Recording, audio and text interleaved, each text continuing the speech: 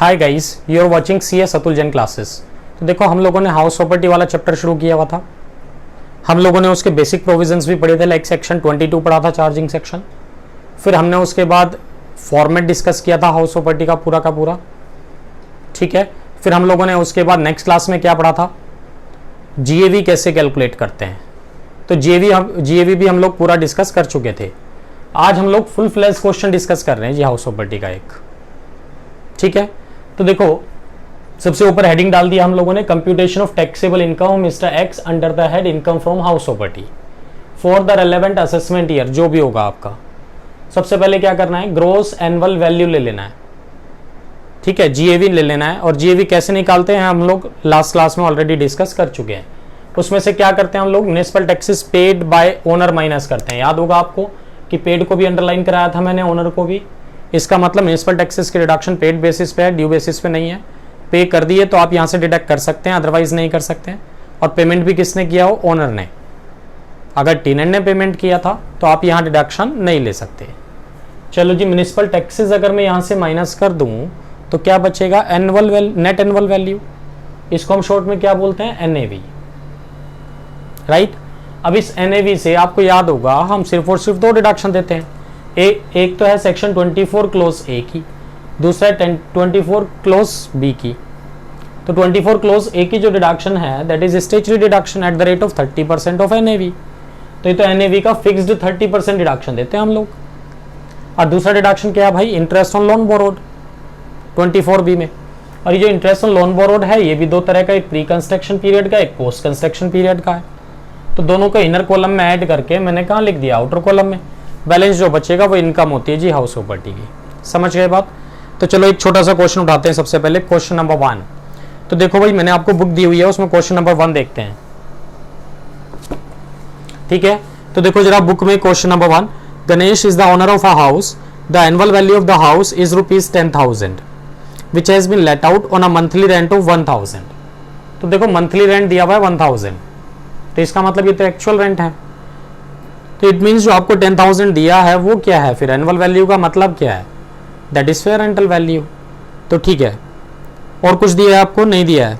तो मैं क्या करूं, अब सबसे पहले देखो क्वेश्चन में क्या वैकेंसी भी है क्या, चेक करो क्वेश्चन में कहीं वैकेंसी है। हाँ जी बिल्कुल है, देखो लास्ट लाइन में दिया है, house remain vacant for a month during the previous year. 1 महीना खाली रहा है मकान। तो जब 1 महीना मकान खाली रहा है तो मुझे बताओगे आप किस सिचुएशन में जाएगा ये। GAV निकालने की 3 सिचुएशन होती थी, है ना, या तो A या B या C। वैकेंसी है ना, तो लेट आउट प्लस वैकेंसी हो तो कहाँ जाते हैं, B सिचुएशन में।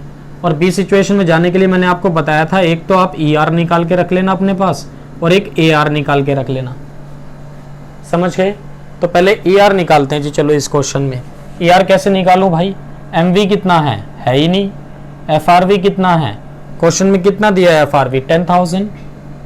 इन दोनों में विच एवर इज हायर मतलब 10,000। फिर उसका कंपैरिजन किससे करूं, स्टैंडर्ड रेंट से। स्टैंडर्ड रेंट है क्या क्वेश्चन में, नहीं है, डैश। तो विच एवर इज लोअर मतलब कितना ले लूं बताओ, 10,000। तो 10,000 क्या आ गया, ये तो ER आ गया हमारा 10,000, है ना। चलो जी, अब AR की बात कर लो। एक्चुअल रेंट है 1,000 पर मंथ और वैकेंसी है 1 मंथ। तो एक्चुअल रेंट कितने महीने का लूँ मैं, 11 महीने का। तो 1,000 रुपये पर मंथ के हिसाब से 11 महीने का रेंट कितना बनेगा, 11,000। अब चेक करो, क्या चेक करो कि आप B1 में जाओगे या B2 में जाओगे। डन।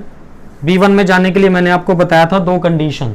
B1 में जाने के लिए मैंने आपको बताया था 2 कंडीशन, ठीक है ना। तो पहली कंडीशन क्या होती थी कि भैया एक्चुअल रेंट कम होना चाहिए ER से। क्या एक्चुअल रेंट कम है ER से, नहीं ज़्यादा है। तो फर्स्ट कंडीशन का ही कॉन्ट्रावेंशन हो गया ये तो। अब सेकंड कंडीशन सेटिस्फाई हो भी जाए, हमें क्या फ़र्क पड़ता है, फर्स्ट कंडीशन का ही कॉन्ट्रावेंशन हो गया ना भाई। तो बस ठीक है, B1 में तो जाना ही नहीं है आपको, कहाँ शिफ्ट हो जाएंगे आप, B2 में। और B2 क्या बोलता था, ER और AR whichever is higher, वही GAV है। समझ गए ना मेरी बात। तो अब क्या करूं मैं, ER और AR whichever is higher. तो ER कितना है 10,000, AR कितना है 11,000, दोनों में ज्यादा क्या है 11,000। इट मीन्स GAV कितना आ गया मेरा 11,000। तो लो जी, इसको रब कर देता हूँ मैं, इसी में फिल इन द ब्लैंक्स कर देता हूँ। ये लो जी, GAV आ गया 11,000। अब चेक करो municipal taxes paid by NR हैं क्या क्वेश्चन में। देखो म्युनिसिपल टैक्सेस हैं 1000 के, बट ये नहीं बताया पेड हैं कि पेबल हैं। तो बाय डिफॉल्ट क्या मान के चलूँ मैं, पेड हो गए होंगे, राइट। और पे भी ऑनर नहीं किए होंगे। लो जी 1000 मैंने माइनस कर दिए यहाँ से, कितना बचा 10,000 का NAV आ गया। डन। अब इस NAV का जो 10,000 है इसका 30% अगर मैं लूँ फिक्स्ड तो कितना आ गया 3,000। क्वेश्चन में चेक करो इंटरेस्ट ऑन लोन बोरोड है कहीं, कहीं नहीं है जी। ये लो जी डैश, ये इनर में भी डैश और आउटर में भी डैश। तो लो जी हाउस प्रॉपर्टी की इनकम आ गई, कितनी आ गई 7,000। ये था क्वेश्चन छोटा सा, बताओ क्या प्रॉब्लम है इसमें। इनकम फ्रॉम हाउस प्रॉपर्टी आ गया 7,000, यही आंसर था इसका। बताओ इस क्वेश्चन में कोई डाउट, कोई कंफ्यूजन, कोई क्वेरी है तो नहीं है ना। बड़ा आसान सा क्वेश्चन है, बिल्कुल सिंपल चैप्टर है और सबसे छोटा चैप्टर है ना। करो जल्दी नोट इसको, क्वेश्चन नंबर 1 को, फिर नेक्स्ट क्वेश्चन पे चलते हैं।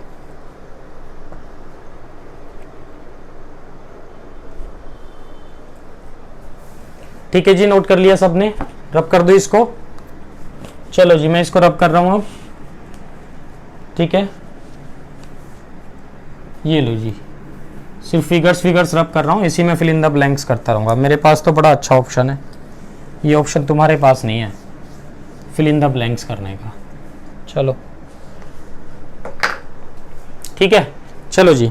तो अब मैं आ रहा हूँ भाई क्वेश्चन नंबर 3 पे आ रहा हूँ। पहले 2 में थोड़ा सा एक चीज़ ऐसी है जो मैंने आपको बताया हुआ नहीं है अभी, तो पहले क्वेश्चन नंबर 3 में आते हैं। देखो, और देखो एग्जाम में क्या करना चाहिए, रफ पेपर तो आपको मिलेंगे ही, तो जैसे जैसे क्वेश्चन को पढ़ते हो ना वैसे वैसे क्वेश्चन को यहाँ ड्रॉ कर लिया करो आप रफली। तो देखो mister Sehgal owns a house in Bangalore, ये रहा जी एक मकान, ठीक है, गोल मकान है। चलो इसका कंस्ट्रक्शन कब कंप्लीट हुआ 17,2000 समथिंग जो भी है। Half portion is let out for residential purpose, कहते हैं इसमें से आपने हाफ प्रॉपर्टी तो क्या किया, लेट आउट कर दिया रेजिडेंशियल पर्पस के लिए, है ना। चलो ठीक है, किराया कितना लेते हो आप, एक्चुअल रेंट आ रहा है आपका 8,000 पर मंथ, ठीक है ना, 8,000 पर मंथ एक्चुअल रेंट आता है। How ever this portion remain vacant for 3 months, कहते हैं ये वाला पोर्शन ना 3 महीने खाली भी रहा है भाई, 3 मंथ्स वैकेंसी भी है। चलो जी मान लिया ये बात भी। उसके बाद 25% portion is used by mister Sehgal for the purpose of his profession, कहते हैं आधे का आधा मतलब 25% हो गया, तो 25% वो अपने प्रोफेशन में यूज कर रहा है। इसका मतलब कहाँ चला जाएगा, ये PGBP में, राइट। और बाकी का बचा हुआ जो 25% है वो कहाँ यूज हो रहा है, ओन रेजिडेंस के लिए। तो इसका मतलब ये सेल्फ ऑक्यूपाइड है 25% वाला पोर्शन। ये है जी स्थिति, सारी सिचुएशन ये है। डन। अब एक बात सोचो, ये वाला पोर्शन जो है ना 25% वाला है तो PGBP में जाएगा, इसका तो हाउस प्रॉपर्टी से कोई लेना देना है नहीं। तो हाउस प्रॉपर्टी में तो 2 पोर्शन जा रहे हैं, एक तो ये वाला 50% और एक ये वाला 25%। क्लियर है मेरी बात। तो एक ये 50% और एक ये 25%, बस। और जो 25% है ये सेल्फ ऑक्यूपाइड है और through out the year self occupied है, इसका मतलब इसका GAV तो निल रहेगा, ए सिचुएशन में जाएगा ये तो। चलो ठीक है जी, कहानी आप सारी समझ गए। लो जी, तो मैं यहाँ 2 कॉलम बना के चल रहा हूँ। कौन कौन से 2 कॉलम बना रहा हूँ भाई, एक तो बना रहा हूँ देखो सेल्फ ऑक्यूपाइड वाला, कितना पोर्शन है वो 25% है ना, और एक पोर्शन बना रहा हूँ, एक कॉलम बना रहा हूँ लेट आउट का, कितना है 50% वाला है। जो सेल्फ ऑक्यूपाइड वाला है उसका जो आप GAV निकालोगे वो तो नील आएगा, ए सिचुएशन में जाएगा, through out the year self occupied है।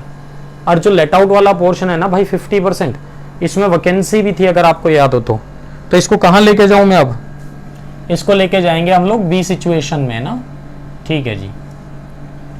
और मैंने ये भी बताया था जब आप इसको बी सिचुएशन में लेके जाओगे भाई तो 2 चीजें पहले से निकाल के रख लेना। कौन कौन सी, एक तो ER और एक AR। डन। चलो जी ER निकालते हैं। क्वेश्चन में कहीं MV दिया है क्या, नहीं दिया। FRV दिया है क्या, FRV भी नहीं दिया। तो जहां मैंने एक चीज और बताई थी आपको, जहां FRV ना दिया हो ना तो एक्चुअल रेंट ले लेना 12 महीने का, वही क्या बन जाएगा FRV। तो अब चेक करो ये जो पोर्शन लेट आउट था कितने रुपए रेंट आ रहा था आपका, इससे 8000 पर मंथ आ रहा था। तो FRV कितना ले लूं जरा बताओ, ये लो नीचे लिख रहा हूं इसको मैं अभी। तो भाई MV नहीं है, FRV है तो नहीं, बट क्या ले लूं, एक्चुअल रेंट ले लो 12 महीने का। एक्चुअल रेंट 8000 पर मंथ था, तो 12 महीने का कितना हो गया 96,000, और FRV तो है नहीं। चलो ठीक है, ये MV तो है नहीं है ना, विच एवर इज हायर लेते हो ना, क्या आ जाता है 96,000। उसका कंपैरिजन फिर SR से करोगे ना। क्वेश्चन में SR है क्या, नहीं है, क्वेश्चन में SR नहीं है जी।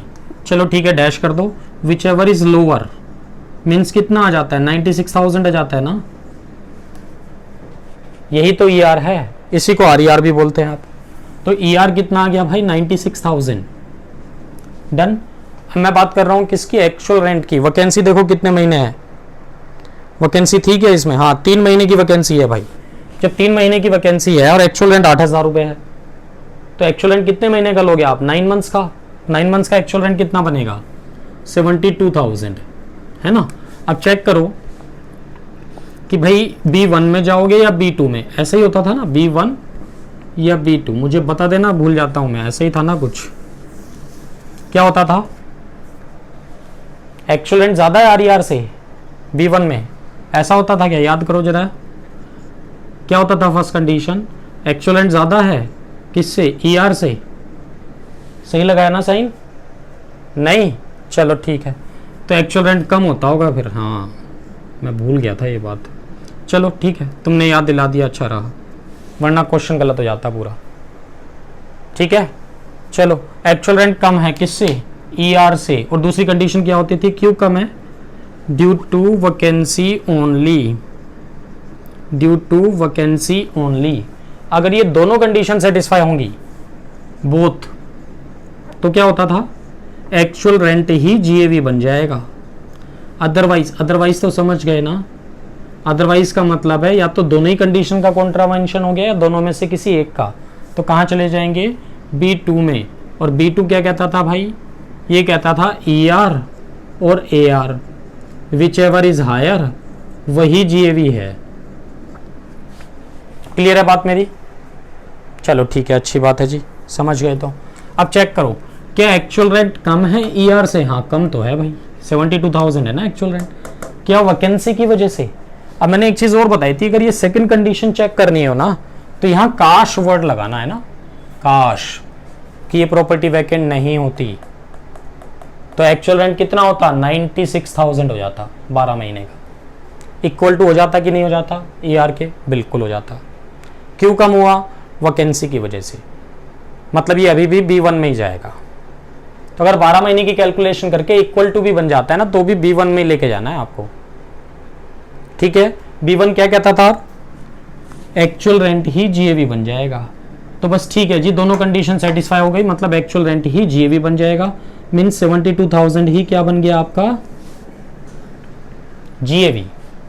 ठीक है ना, चलो तो भाई 72,000 GAV आ गया, निकाल दूं, लिख दूं अब इसको यहाँ, ये लो जी, बड़े बड़े अक्षरों में लिख दिया मैंने 72,000, ये लो। और इससे बड़े अक्षरों में क्या लिखूं मैं, चलो डन। ये रब कर रहा हूं, ये स्पेस चाहिए मुझे, मैंने समझाने के लिए लिखा था इसको बस। ठीक है, लो जी, ठीक है। अब आ जाओ जी, तो देखो GAV इसका नील, उसका 72,000। अब आ जाओ municipal taxes paid bye owner पे, है क्या क्वेश्चन में, बिल्कुल है। कितने हैं, 10,000 हैं। तो 10,000 तो पूरी प्रॉपर्टी के होंगे ना, उसमें से इधर तो डिडक्शन मिलेगी नहीं, क्योंकि जब आप टैक्स नहीं दे रहे हो तो एक्सपेंसेस की डिडक्शन कैसे दे दे भाई आपको। ये तो इनकम टैक्स वालों के साथ नाइंसाफी हो जाएगी, है ना, कि इनकम पे टैक्स दे नहीं रहे और एक्सपेंसेस की डिडक्शन फिर भी देते हैं आपको। ठीक है, तो यहाँ म्युनिसिपल टैक्सेस की डिडक्शन नहीं मिलेगी, यहाँ मिलेगी। बट क्या 10,000 माइनस कर दूं, 10,000 तो भैया पूरी प्रॉपर्टी के हैं, ये पोर्शन कितना है, सिर्फ 50%। तो 10,000 का 50% कितना होता है, 5,000 माइनस करूंगा, कितना बचा 67,000। चलो जी, ये कितना आया, नील।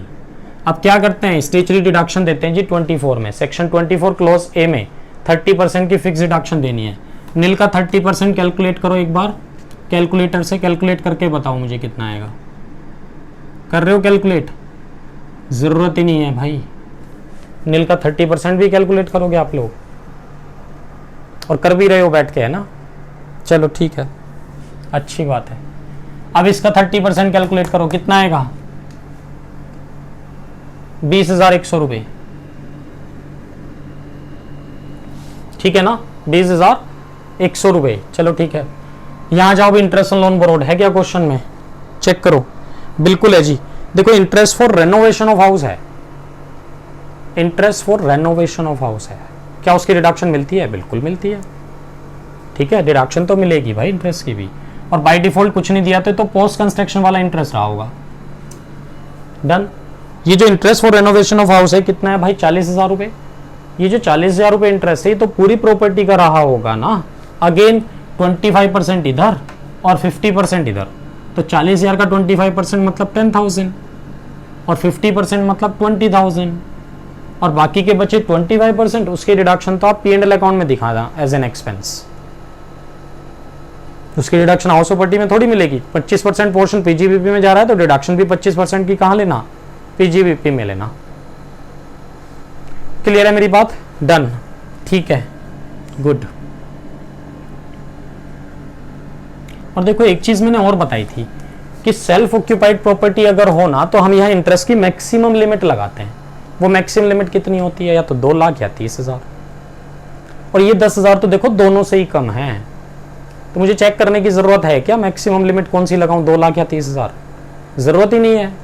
क्यों? ये 30,000 लगाओगे तो भी कम है 10,000, डिडक्शन तो 10 की ही मिलनी है आपको। अगर ये 40,000 होता तो सोचने वाली बात होती कि भाई कहीं मैक्सिमम लिमिट 30,000 वाली तो नहीं है। डन। चलो अब नील में से 10,000 माइनस करूं तो भाई माइनस के 10,000 आ गए, और ये 20 और 20 40,100 माइनस करूं 67,000 से। करो जी, 67,000 से 40,100 माइनस करो। ठीक है जी, तो 67,000 से ये दोनों माइनस करने हैं मुझे। कितना माइनस कर दो भाई? 40,100, ये आता है जी 26,900, 26,900 आ गया जी। प्लस का माइनस का? प्लस का। तो income under the head house property निकालनी थी ना मुझे, इनकम फ्रॉम हाउस प्रॉपर्टी। कैसे निकालूं? जो सेल्फ ऑक्यूपाइड वाला पोर्शन है ना भाई आपका 25% वाला, उससे तो आपकी इनकम आई 10,000 रुपये नेगेटिव आ गई, और जो भाई लेट आउट वाला पोर्शन है ना 50% वाला, उसकी इनकम आई आपकी 16,900 रुपये पॉजिटिव। ठीक है, तो ये प्रॉफिट है, ये लॉस है। लॉस को हम लोग प्रॉफिट से सेट ऑफ कर देते हैं। कितना बचा? 6,900। मैंने गलत लिख दिया, ये 26,900 है, और आप लोग बता भी नहीं रहे हो मुझे। 26,900 है ना? चलो 26,900 में से 10,000 चले गए, कितना बचेगा भाई? 16,900 रुपये। ये इनकम आ गई under the head house property, यही इनकम है जी, बस यही आपका आंसर है। चेक कर लेते हैं आंसर एक बार, यही आ रहा है क्या? 16,900 रुपये। हाँ जी बिल्कुल, देखो मुबारक हो, आपका आंसर आ गया, मैच कर गया बिल्कुल। आपकी मेहनत सफल हो गई जी। मैंने तो कुछ मेहनत की ही नहीं, इसमें सारी मेहनत आप ही की है। डन। चल नोट कर लिया सबने? जल्दी नोट करो।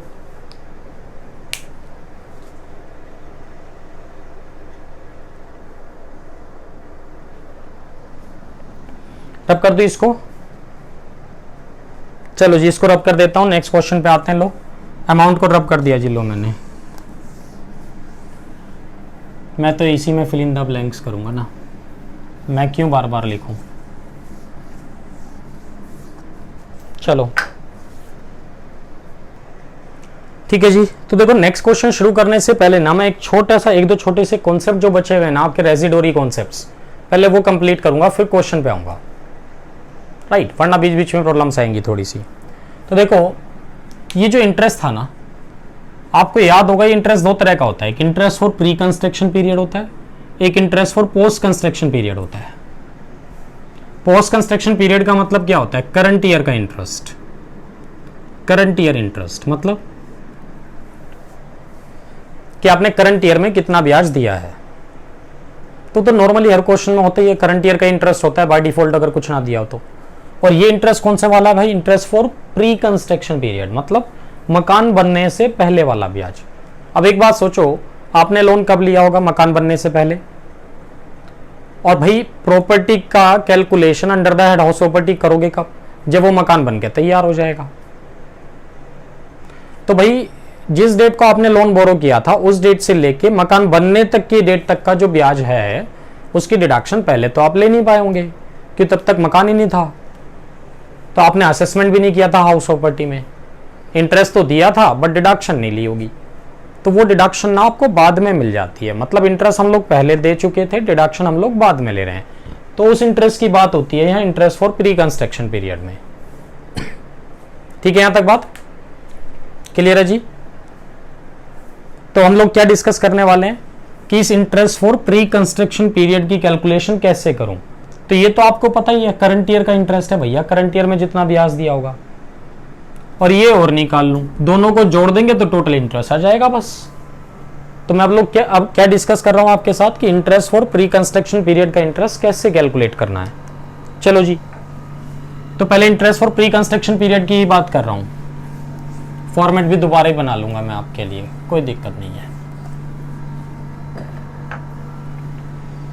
लो जी, क्या डिस्कस कर रहे हैं, interest for pre construction period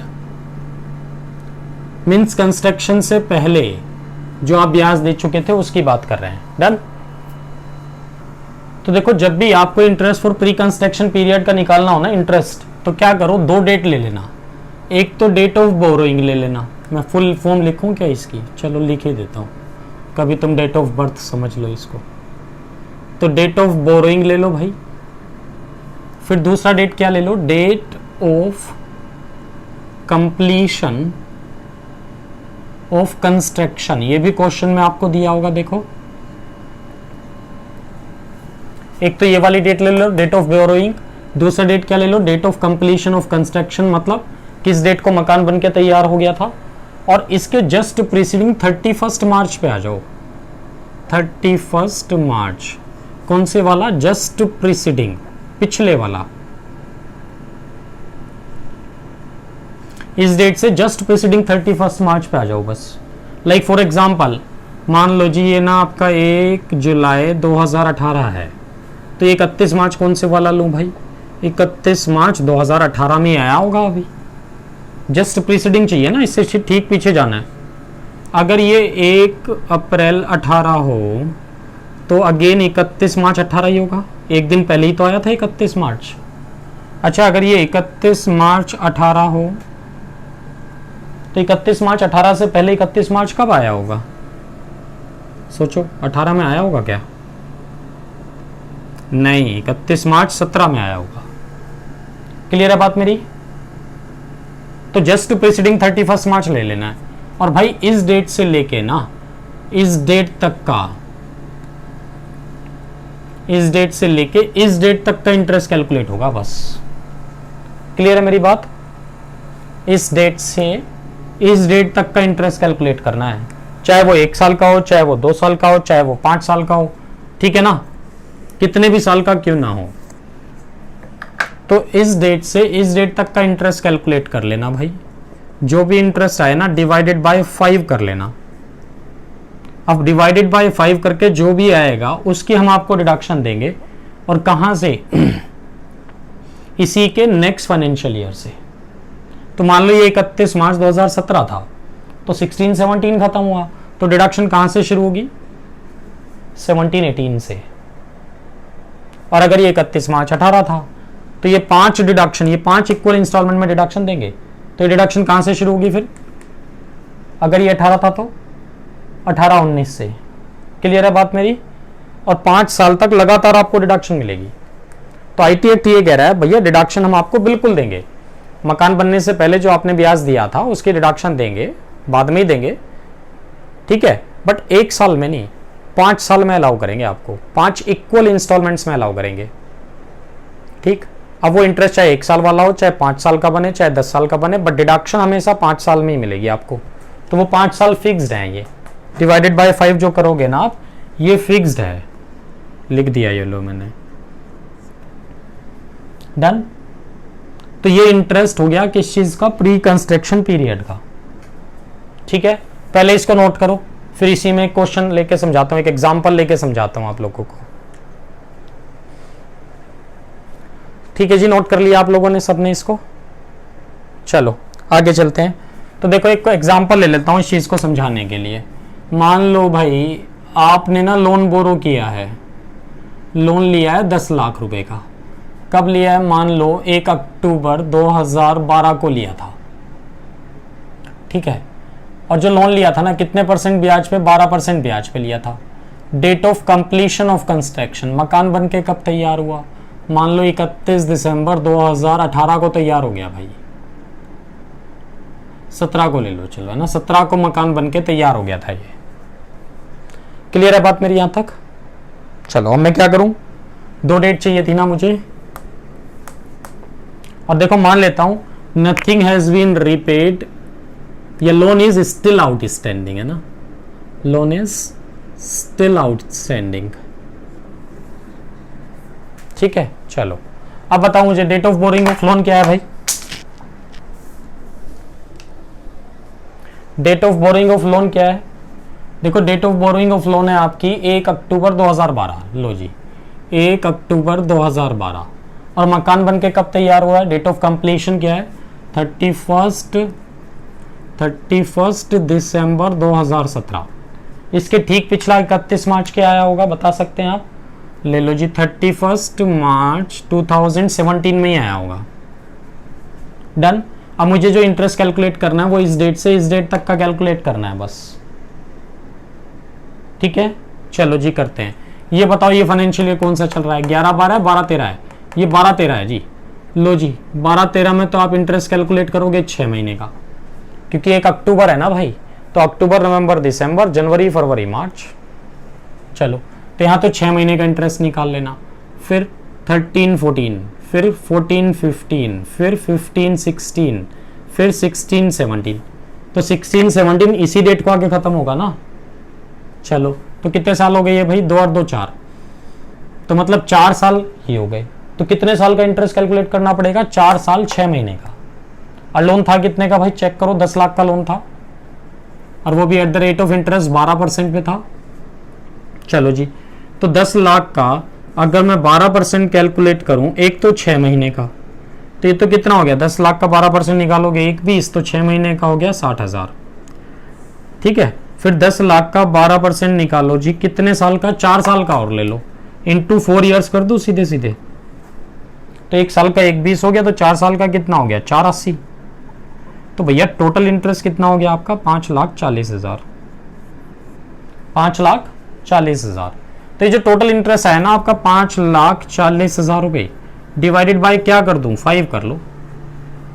ठीक है ना मेरी बात, तो 5,40,000 डिवाइडेड बाय 5 करोगे तो कितना आएगा, ये 1,08,000। 540 divided by 5 is equal to 1,08,000 आएगा। लो जी 1,08,000। तो 1,08,000 रुपए की डिडक्शन लेंगे आप, वो भी कितने साल में, 5 साल में, राइट। और कहां से शुरू करेंगे, देखो तो ये मान लो कौन सा फाइनेंशियल ईयर खत्म हुआ, 31 मार्च 17, मतलब 16-17। तो पहली डिडक्शन 1,08,000 की कब लेंगे आप, इसका नेक्स्ट फाइनेंशियल ईयर मतलब 17-18 में। दूसरे 1,08,000 की डिडक्शन 18-19 में। तीसरे 1,08,000 की डिडक्शन 19-20 में। नेक्स्ट 1,08,000 की डिडक्शन 20-21 में। नेक्स्ट 1,08,000 की डिडक्शन 21-22 में। तो इस तरह से अगर 1,08,000 रुपए की डिडक्शन 5 साल तक लेंगे तो पूरा 540 की डिडक्शन हो जाएगी कि नहीं हो जाएगी, बिल्कुल हो जाएगी। तो मान लो आपका फाइनेंशियल ईयर क्या है, 18-19 है या 19-20 है, ठीक है, तो दोनों ही केसेस में आपको 1,08,000 की डिडक्शन मिलेगी। बट काश करो, सपोज करो आपका फाइनेंशियल ईयर ना 22-23 होता, तो इस 1,08,000 की डिडक्शन आपको नहीं मिलती है। तो समझ गए, तो मीन्स ये 1,08,000 तो चले गए कहां, इंटरेस्ट फॉर प्री कंस्ट्रक्शन में। Interest for pre construction period कितना दिखाओगे जब क्वेश्चन सोल्व करोगे, 1,08,000। और भैया इंटरेस्ट फॉर पोस्ट कंस्ट्रक्शन की बात करूं तो पोस्ट कंस्ट्रक्शन का मतलब होता है करंट ईयर का इंटरेस्ट। तो करंट ईयर आपका चाहे 19-20 हो बीकॉम वालों के लिए, बीकॉम वालों के लिए करंट ईयर चलेगा भाई 18-19, राइट। तो चाहे आपका करंट ईयर 18-19 हो बीकॉम वालों के लिए, और CA/CS वालों के लिए करंट ईयर क्या चलेगा 19-20, क्योंकि असेसमेंट ईयर 2021 चलेगा। दोनों ही केसेस में मैं क्या मान के चल रहा हूं, loan is still outstanding, loan का रिपेमेंट तो अभी तक हुआ नहीं। तो भैया लोन था कितने का 10 लाख का, और 10 लाख का 12% ब्याज तो दोगे ना करंट ईयर में भी, कितना आएगा 1,20,000। तो लो जी 1,20,000 रुपये हो गया करंट ईयर का इंटरेस्ट, तो 2,28,000 रुपये इंटरेस्ट बनता है टोटल प्री प्लस पोस्ट मिला के। यही 2,28,000 रुपये सोल्यूशन में जाएंगे आपके इंटरेस्ट वाली डिडक्शन में अंडर सेक्शन 24B में। डन। तो ये कॉन्सेप्ट मैंने आपको क्या बताया, interest for pre construction period की कैलकुलेशन करना कैसे है, नोट करो इसको जल्दी से फटाफट। फिर एक दो कॉन्सेप्ट जो छोटे छोटे बचे हैं वो और बता देता हूं।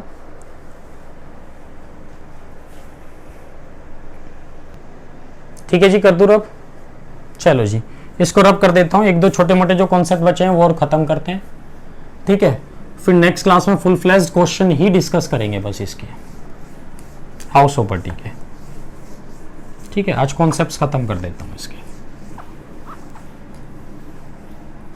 लो जी, तो नेक्स्ट क्वेश्चन, नेक्स्ट जो कॉन्सेप्ट है वो हम लोग डिस्कस कर रहे हैं, treatment of unrealised rent. Treatment of unrealised rent. तो देखो अनरियलाइज्ड रेंट का मतलब क्या है। अनरियलाइज्ड रेंट का मतलब है भैया वो किराया जो वसूल नहीं हो पाया। मतलब मीन्स किराएदार रह के तो गया है मकान में बट किराया नहीं देके गया। रह के तो गया 12 महीने पूरे बट किराया 10 महीने का देके गया, 2 महीने का किराया लेके भाग गया वो। This is called unrealised rent. Unrealised rent का मतलब किराया वसूल नहीं हुआ, और जब किराया वसूल ही नहीं हुआ तो क्या टैक्स देना उस पर।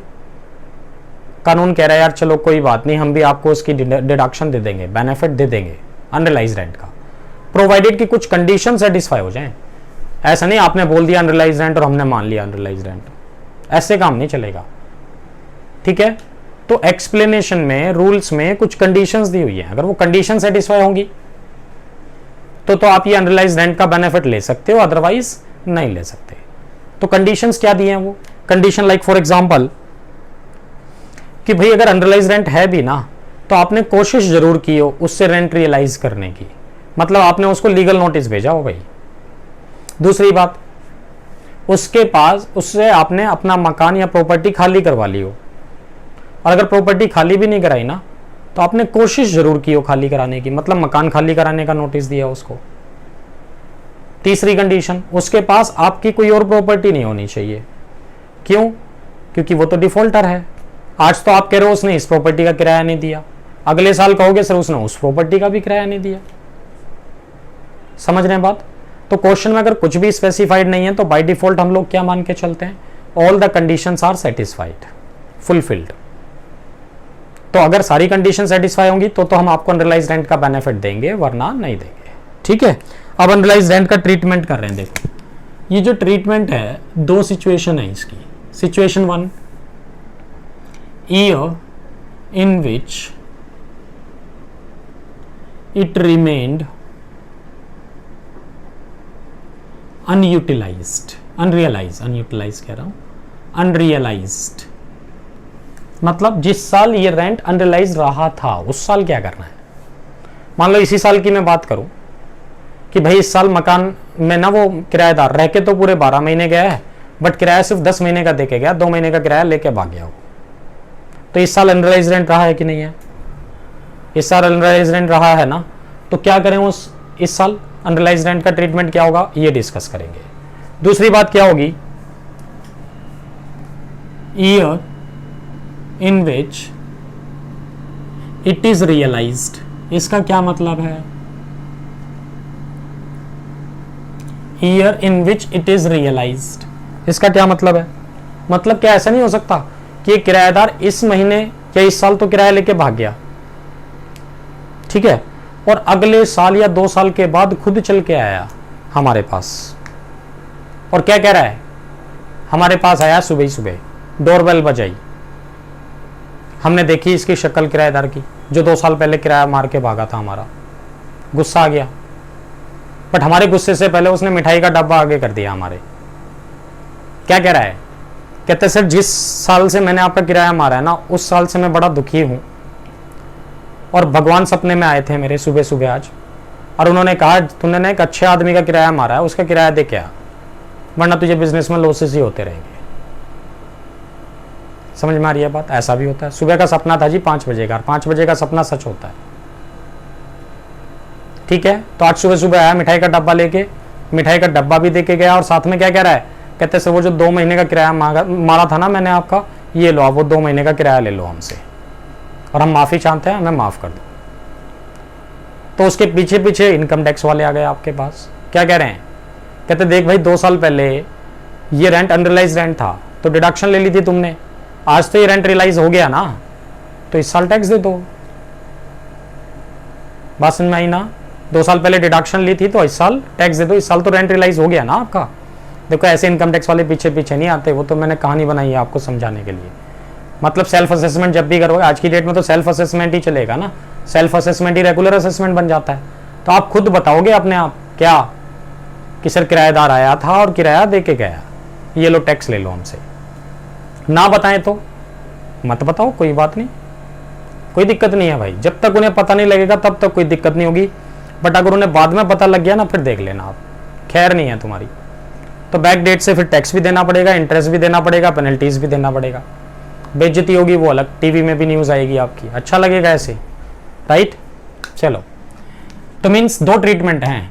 पहला साल, जिस साल ये रेंट अनरियलाइज रहा है उस साल क्या करना है। दूसरा, जिस साल ये रियलाइज हो जाए उस साल क्या करना है।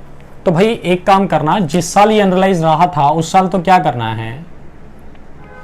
देखो एक तो आप जब भी जीएवी निकालते हो, ईआर को तो निकालते हो ना हमेशा, ईआर ले लेना, एक्चुअल रेंट ले लेना, इसमें से ही माइनस कर लेना अनरियलाइज रेंट, बस। ठीक है, ईआर और एआर इन दोनों में तो कंपेयर करते हो आप हमेशा, या तो विच एवर इज हायर लेते हो या विच एवर इज लोअर लेते हो। विच एवर इज हायर ही लेते हो ना, लोअर तो सिर्फ एक केस में लेते हो, कब? B1 वाली सिचुएशन में। याद आया मेरा बात क्या कहना चाह रहा हूं? ठीक है, तो क्या करो, एक्चुअल रेंट में से ही अनरियलाइज रेंट माइनस कर लेना, उसके बाद कंपेयर करना जो भी लेना है आपको। In majority of the cases whichever is higher लेते हो, बट B1 वाले केस में विच एवर इज लोअर लेते हो। खत्म हो गई बात ये वाली। तो जिस साल अनरियलाइज रहा तो उस साल तो ये करना है कि भैया एक्चुअल रेंट में से माइनस कर देना, तब कंपेयर करना आप ईआर से। चलो ये बात तो यहां खत्म हो गई भाई। अब जिस साल ये रेंट रियलाइज हो जाए उस साल क्या करना है, उस साल की बात कर लेते हैं। उस साल क्या करना भाई, पहले तो ना नेक्स्ट ईयर की पूरी इनकम कैलकुलेट कर लेना हाउस प्रॉपर्टी की। ये लो नेक्स्ट ईयर की इनकम कैलकुलेट कर लेना हाउस प्रॉपर्टी की, जो भी है ना, ये लो जी कर ली मान लो। अब इसमें फिर ऐड करना, आप क्या ऐड करना, unrealized rent realized this year, inner column में लिखा मैंने अभी इसको। तो मतलब ये पहले ना करंट ईयर की, नेक्स्ट ईयर की जो भी होगी, नेक्स्ट ईयर की पहले पूरी अपनी इनकम कैलकुलेट कर लेना, जीएवी माइनस म्युनिसिपल टैक्सेस, उसमें से फिर स्टेचुटरी डिडक्शन, उसमें से इंटरेस्ट ऑन लोन बोरोड, वो सब माइनस करने के बाद आप अपनी हाउस प्रॉपर्टी की इनकम निकाल लो, और वो हाउस प्रॉपर्टी की इनकम यहां रखना, उसमें फिर प्लस करना क्या, जितना ये किराएदार आज आपका किराया देके गया है अनरियलाइज्ड रेंट वाला, ये ले लो, और इसमें से पहले ना माइनस कर लेना deduction not availed till date, deduction not availed till date. इसका मतलब क्या है कि मान लो अनरियलाइज्ड रेंट में से कुछ डिडक्शन आप पहले नहीं ले पाए थे, ठीक है। चलो इसका भी मैं एग्जांपल भी लूंगा, उससे बात क्लियर हो जाएगी। तो कुछ डिडक्शन जो पहले आप नहीं ले पाए थे ना, वो डिडक्शन ले लेना अब आप। चलो बैलेंस जो बचेगा ना माइनस करना, उसमें से 30% की स्टेचुटरी डिडक्शन, ठीक है, ये माइनस कर लेना 30%। जो बैलेंस बचेगा ना वो आउटर कॉलम में दिखाना भाई, this one plus this one is equal to income आ जाएगी हाउस प्रॉपर्टी की, करंट ईयर की इनकम आ गई हाउस प्रॉपर्टी की। मेरी बात समझ में आई कुछ? मान लो फॉर एग्जाम्पल ले लेता हूं, ये लो देखो यहां तक तो कोई दिक्कत है नहीं भाई। नेक्स्ट ईयर की तो इनकम पहले कैलकुलेट कर लेना, किसको कंसीडर किए बगैर? जो अंडरलाइज रेंट आपका रियलाइज हुआ है ना इस साल, उसको कंसीडर किए बगैर। तो पहले करंट ईयर की इनकम निकाल ली। अब मान लो 2015-16 में ना यार हमारा अंडरलाइज रेंट रहा था 20,000 रुपए, मान लो, ठीक है। बट क्वेश्चन में क्या लिखा हुआ है, हमने डिडक्शन कितने की ली थी इसमें से? 15,000 की। मतलब अंडरलाइज रेंट था कितना? 20,000। बट मैंने यहां माइनस कितना किया था अंडरलाइज रेंट 2015-16 में? सिर्फ 15,000। तो 5,000 की डिडक्शन में पास्ट में ले नहीं पाया था उस साल। क्यों नहीं ले पाया था? हो सकता है कुछ भी एक्सेप्शनल केसेस, हमें क्या मतलब है उससे। जब क्वेश्चन कह रहा है तो मान लो आप, ठीक है। तो डिडक्शन कितने की ली थी आपने? 15,000 की। अब क्या हुआ, मान लो 2019-20 में ना भाई ये रेंट रियलाइज हो गया, रियलाइज्ड हो गया। कितना रियलाइज हो गया? मान लो 12,000 रुपए रियलाइज हो गया। पूरे पैसे तो वो नहीं देके गया, न लाया कभी भी, बट 12,000 तो देखे गया।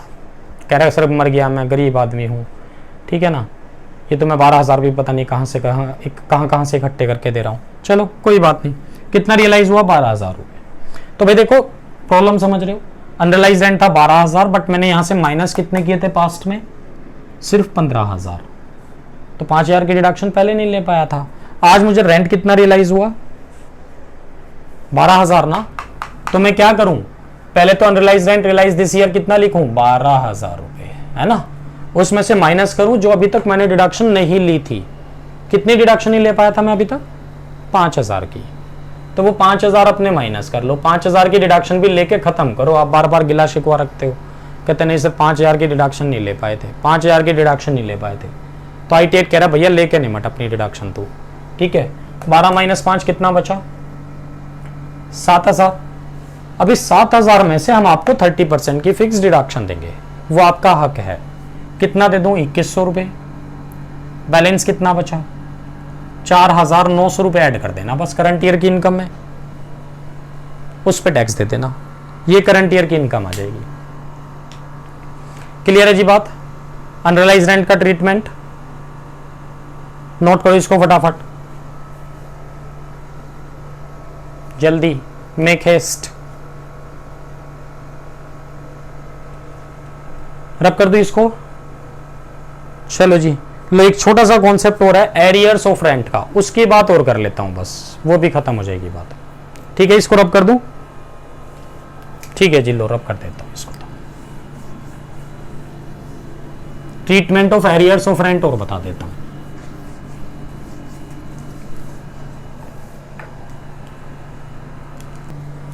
देखो भाई, अब एरियर्स ऑफ रेंट की बात कर रहे हैं, तो देखो अनरियलाइज्ड रेंट में और एरियर्स ऑफ रेंट में डिफरेंस है। अनरियलाइज्ड रेंट का मतलब तो यह है कि भैया किराया ड्यू तो हुआ था, मतलब किराएदार रह के तो पूरे 12 महीने गया, किराया 10 महीने का देके गया, मतलब ड्यू 12 महीने का हुआ था, रिसीव 10 महीने का हुआ। और एरियर्स ऑफ रेंट तो क्या होता है, ये ड्यू नहीं होता, ये एक तरह से डिस्प्यूटेड रेंट है। तो कोर्ट में डिस्प्यूट चल रहा था कि भाई हमारा रेंट बनता भी है कि नहीं बनता है, डिस्प्यूट चल रहा था, हो सकता है 5 साल से डिस्प्यूट चल रहा था। आज वो डिसीजन आया, क्या डिसीजन आया? कोर्ट ने कहा किराएदार को भैया किराया तो तुझे देना पड़ेगा। नहीं हो सकता? हो सकता है बिल्कुल, तो किराया तो तुझे देना पड़ेगा। तो आज वो मुझे एरियर्स ऑफ रेंट मिला है। तो अनरियलाइज्ड रेंट में और एरियर्स ऑफ रेंट में क्या फर्क हुआ? अनरियलाइज्ड रेंट ड्यू तो होता है, रिसीव नहीं होता, और एरियर्स ऑफ रेंट ड्यू भी नहीं था, डिस्प्यूटेड रेंट था। आज कोर्ट ने डिसीजन दिया तो आज ही ड्यू हुआ, आज ही रिसीव हुआ। ठीक, तो इसका पास में तो कोई मतलब ही नहीं है। तो जिस साल भी ये रियलाइज हो ना, जिस साल भी एरियर्स ऑफ रेंट रिकवर हो जाए, है ना, तो उस साल क्या करूं मैं? पहले तो देखो उसी साल की करंट ईयर की इनकम कैलकुलेट कर लेना आप,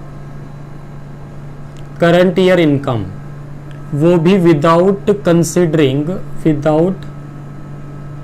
कंसिडरिंग एरियर्स ऑफ रेंट, है ना। पहले तो भैया करंट ईयर की इनकम निकाल लो पूरी आप, वही GAV minus municipal taxes minus statutory deduction minus interest loan करके हाउस प्रॉपर्टी की इनकम निकाल लो। फिर क्या करना है, इसमें ऐड करना। अब क्या ऐड करना? Arrears of rent recovered. इस साल रिकवर हो गया जी, ड्यू भी हो गया इसी साल, रिसीव भी हो गया। ये लो इनर कॉलम में लिखना, इसमें से फिर माइनस करना 30% की फिक्स डिडक्शन। तो मतलब 30% की जो फिक्स डिडक्शन है ना वो दोनों पे है, मतलब अनरियलाइज्ड रेंट पे भी है और एरियर्स ऑफ रेंट पे भी है। तो 30% की फिक्स डिडक्शन दे देंगे हम लोग, बैलेंस जो बचेगा आउटर कॉलम में ऐड कर देंगे और ये इनकम आ जाएगी जी हाउस प्रॉपर्टी की। ये ट्रीटमेंट था आपका किसका, एरियर्स ऑफ रेंट का। नोट कर लो जी इसको भी बस, और कुछ भी नहीं है इसमें। तो ये एरियर्स ऑफ रेंट भी हो गया।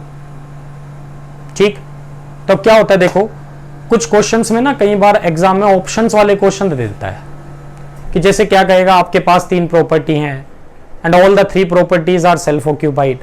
बट हम क्या 3 प्रॉपर्टी को सेल्फ ऑक्यूपाइड ट्रीट कर सकते हैं? नहीं। तो अगर मैं असेसमेंट ईयर 1920 की बात करूं तो सिर्फ एक को सेल्फ ऑक्यूपाइड ट्रीट करूंगा। 2021 को कंसीडर करूं तो आप 2 प्रॉपर्टी को सेल्फ ऑक्यूपाइड ट्रीट कर सकते हो। तो क्वेश्चन अब हमारे सामने ये आता है, तो किस प्रॉपर्टी को सेल्फ ऑक्यूपाइड ट्रीट करना है और किसको नहीं करना है। 3 प्रॉपर्टी है ना मेरे पास, तो मैं किसको सेल्फ ऑक्यूपाइड ट्रीट करूं, क्वेश्चन ये है। तो ये बात तो मैं आपको प्रैक्टिकल क्वेश्चन जब कराऊंगा ना वहीं समझा दूंगा। ठीक है, एक क्वेश्चन में नेक्स्ट क्लास में जब कराऊंगा तो सबसे पहला क्वेश्चन ये वाला उठा लूंगा, 3 मकान वाला ही उठा लूंगा बस। तो वहां आपको ये बात क्रिस्टल क्लियर हो जाएगी। तो कॉन्सेप्ट मेरे हाउस प्रॉपर्टी के यहीं खत्म हो गए एक तरह से आज ही। ठीक है, अब मैं क्लास क्वेश्चंस की ओर लगाऊंगा। ठीक है, और फिर आपको प्रैक्टिस क्वेश्चंस दूंगा। डन। तो एक तरह से हाउस प्रॉपर्टी के कॉन्सेप्ट्स खत्म हो जाते हैं आज हमारे। ठीक है, तो चलो आज के लिए हम लोग इतना ही रखते हैं। ये वीडियो अगर आपको पसंद आया हो तो लाइक करें और हमारे channel CS Atul Jain classes को सब्सक्राइब करें। Thanks for watching CS Atul Jain classes. Okay जी, बाय बाय।